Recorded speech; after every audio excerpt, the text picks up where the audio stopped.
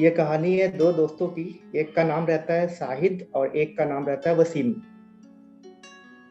चूंकि ईद है तो उसी से रिगार्डिंग ये स्टोरी है।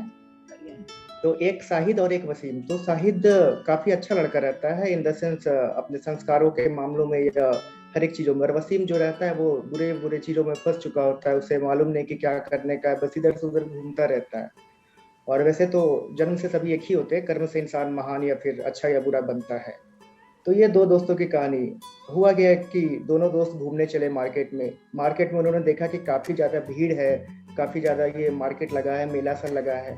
तो वसीम ने पूछा साहिद से कि भाई क्या चल रहा है ये। साहिद ने बताया कि तुझे मालूम नहीं, रमज़ान का पाक महीना चल रहा है, कि इस महीने में ऐसा होता है कि अल्लाह पाक रहमतों की बारिश करते हैं, कि जो भी इन बारिशों को लेना चाहता है, जो भी रहमतों को ये अर्जित करना चाहता है, गेन करना चाहता है, उन्हें रोजा रखना होता है। तो अब जो वसीम था उससे तो इन सब चीज़ों से अनभिज्ञ था, वो उसे कुछ भी मालूम नहीं। उसने कहा अच्छा रोजा रखने से सब कुछ अच्छा होगा, तो हाँ अच्छा होगा। उसने कहा मैं भी रखूंगा।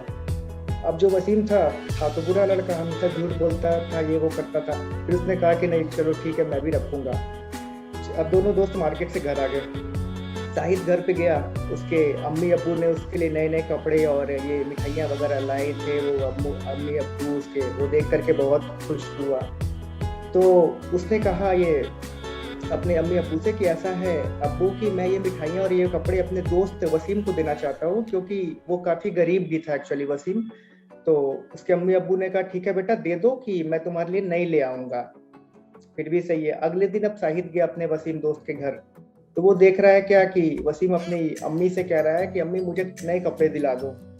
अम्मी कह रही है कि बेटा मेरे पास इस बार पैसे नहीं है, कि बस सहरी और इफ्तार के लिए जो जो भी खाने पीने का सामान होता है कि वो सब लाने भर के ही पैसे है, कि मैं ज़्यादा नहीं खर्च कर सकती। अब उसके बाद वसीम गुस्सा में, बाहर साहिद ने सारी बातें सुन ली। उसने आकर के सारा गिफ्ट अपना दे दिया कि ये मेरी तरफ से तुझे गिफ्ट है। वो ले नहीं रहा था फिर भी दे दिया एज अ फ्रेंड के रिलेशन से। आगे क्या हुआ कि उसी वक्त वसीम की अम्मी ने कहा अपने बेटे को कि बेटा ये ले 800 रुपए, पास वाले जो परचून की दुकान है वहां पे हमारा उधार है, उसे जा करके देख करके आ। वसीम ने ले लिया, दोनों दोस्त चले गए देने उधार। अब जा करके बाहर में क्या करता है वो वसीम जो होता है दुकान वाले के पास जाकर के कहता है कि अंकल अम्मी के बाकी है क्या पैसे आपके। वो कहा कि हाँ भाई बाकी है। तो अम्मी ने बोला है कि वो पैसे आपको कुछ दिन बाद देगी। अब साहिद तो सुन लिया ये बात। वो कह रहा है कि भाई यहाँ पे भी तो झूठ बोल रहा है, अभी तूने रोजा रखा है ना। तो बोला हाँ मैंने रखा है रोजा।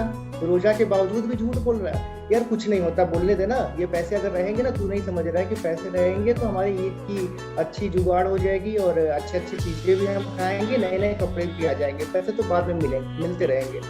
ऐसा बोल करके वसीम ने झूठ बोल दिया वो दुकानदार से। चला गया। वो घर आया तो घर आकर के अपनी अम्मी को वो सारे रुपए दे दिया, 800 रुपए। वो कह रहा है कि अम्मी ऐसा है कि वो दुकानदार वाले अंकल ने कहा है कि मैं पैसे बाद में ले लूंगा, अभी ईद है अब रखो पैसे। अम्मी ने सोचा ठीक है, मना क्या हुआ, ले लिया पैसे उन्होंने।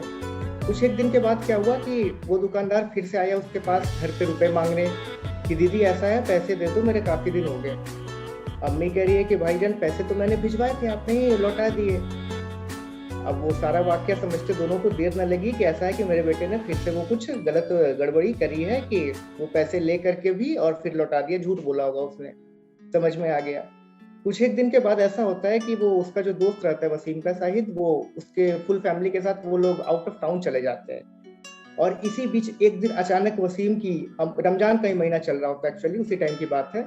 अम्मी जो होती है इनकी वसीम की, उनकी तबीयत बिगड़ जाती है। वसीम अकेला, उनका फ्रेंड भी नहीं।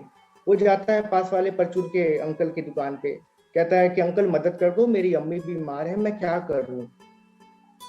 अंकल कहते हैं कि यार इस बार भी तो झूठ बोल रहा होगा, जब उस बार तो झूठ बोल के आया है तो हो सकता है इस बार भी झूठ बोल रहा होगा कि अम्मी भी बीमार नहीं हो, कोई बहाना बना रहा होगा, इसकी वास्ते रुपए चाह रहा होगा। ऐसा कि वसीम और भी दुकान गया, और भी जगह गांव वालों के पास गया, कृपया मेरी मदद करो प्लीज, अम्मी बीमार है मेरी। किसी ने भी उसकी सुनी नहीं। सबको लग रहा था कि यार झूठ का लड़का है, फालतू बोलता रहता है होगा। किसी ने मदद नहीं करी। वो परेशान रोता रहा, रोता रोते वो क्या करता, घर लौटा। फिर दोबारा घर आया तो देख रहा है कि जो साहिब उसका फ्रेंड था उसके अम्मी अब्बू वहीं पे थे। उसने पूछा कि आप तो आउट ऑफ टाउन थे, आप यहाँ पे कैसे। उसने कहा हम आज ही लौटे हैं टाउन से। तो फिर शाहिद कहाँ है? तो शाहिद, अभी डॉक्टर साहब आए थे, शाहिद गया है डॉक्टर साहब को ड्रॉप करने के लिए। अब जैसे ही शाहिद बाहर से आया, उसके फ्रेंड ने दोनों उसे गले लगाया और धीरे धीरे डॉक्टर ने दवाई दी थी। अम्मी की भी तबीयत उसकी अच्छी हो रही थी वसीम की। और उसके बाद में वो लड़का जो है वसीम, उसे अपनी गलती का एहसास हो गया कि अगर आप गलत रहोगे, झूठ बोलोगे या फिर इन द सेंस गलत काम करोगे तो कोई भी आपका साथ देने को आगे नहीं आएगा। तो ऐसा करके वो काफी रोने लगा और रोते रोते वो अपनी अम्मी के पास जाकर के सिराहने बैठ करके वो अम्मी को गले लगा करके काफी रो रहा था। उसने कहा कि अम्मी, मैंने आपके लिए कुछ भी नहीं करा कि मैं झूठ बोलता था। आज मैं कसम खाता हूँ कि रमजान के महीने के में मैं ये कसम प्रण लेता हूँ कि मैं आज के बाद कभी भी झूठ नहीं बोलूंगा, मैं आपको कुछ भी नहीं दे सकता अम्मी। तो अगले दिन ही ईद थी, रमजान का आखिरी दिन था। उसकी अम्मी ने कहा कि बेटा, अगर तुम सुधर जाते हो, इन सब चीजों को छोड़ दे रहे हो, तो मेरे लिए इससे बड़ी ईदी कुछ और नहीं हो सकती। ईदी दी जाती है उन लोगों में, अगर आप अच्छे हो जा रहे हो तो यही मेरे लिए सबसे बेहतर ईदी होगी।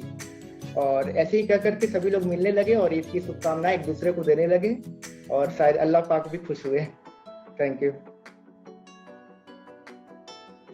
बहुत सही कहा कि जो झूठ बोलना है वो बिल्कुल गलत वर्चू है, बिल्कुल भी नहीं बोलना चाहिए। जो भी हमें सुन रहा है, झूठ कभी ना बोलें, चाहे वो कितने भी हमें लगे कि ये सही है इस वक्त, लेकिन वो गलत होता है।